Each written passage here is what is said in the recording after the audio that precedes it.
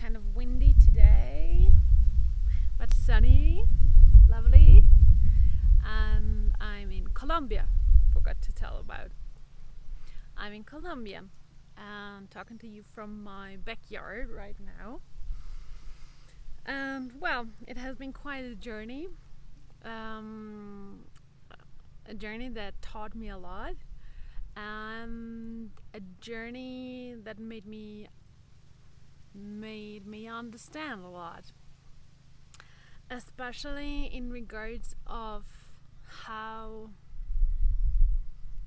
much influence our culture and the persons we are growing up with have on our mental and emotional health.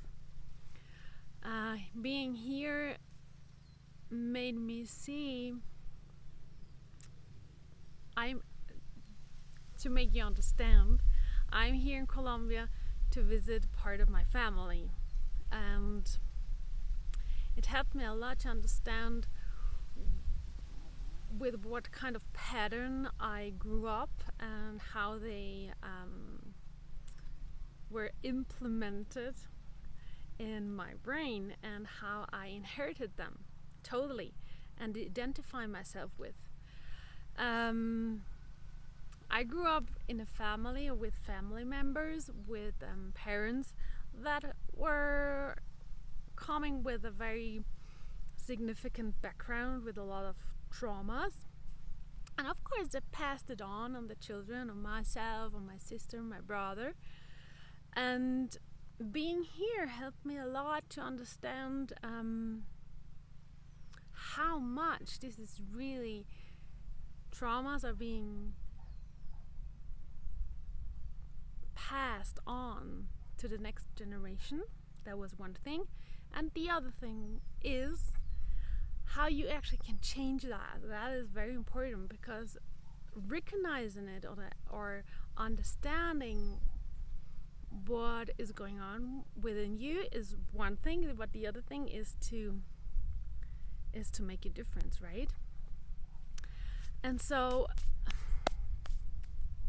I think nowadays a lot, like the whole society, especially the Western society, is a lot into healing, is a lot into getting over negative patterns or self-blockages or self-sabotaging things, improving yourself, right? Improving yourself is a big word. And especially spirituality is a thing people use a lot to leave negative things behind and move on into a better direction, right? So my experience, what I'm experiencing right now, and many years right now, is that at one point I think everything that happened in your life that was a very difficult event, a very traumatic event, it can happen that at one point no psychotherapist, no analyzing, no yoga, no spirituality ever will. Sorry, that's my cat. He's running just after birds, but he's too slow. It's so funny to watch. Maybe. And at one point, nothing ever will help you to get over the bad things that happened in your life.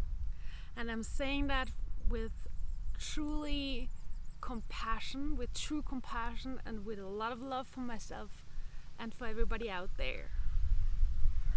At one point, you're working, you're analyzing, you're improving yourself, you're doing the right stuff, you eat the right stuff, you say the right stuff. But at one point, we have to figure one thing that's very important to know. As as long, I will come a little closer, as long as you think you have to do something, you have to work at something or at yourself in order to be a better person or to heal, as long as you have that thinking, nothing will improve. Because when you think you have just to work a little more to feel better, you actually think the way you are is not good enough. Right? Do you understand that logic? I repeat it. As long as you think you have to work just a little more to get better, you actually think the way you are is not good enough. And here comes the trouble. If you think you're not good enough, you keep working, you keep fighting, you keep running after things, and you keep telling yourself that you are not good enough. You're not worthy enough to have a good life, to have a happy life, to feel good.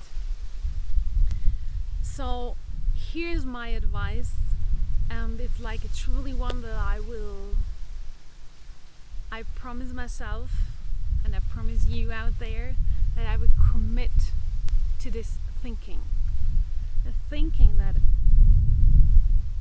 the way you are is alright, with every flaw you have, with every trauma you have, with every uncertainty, with every fear of rejection, of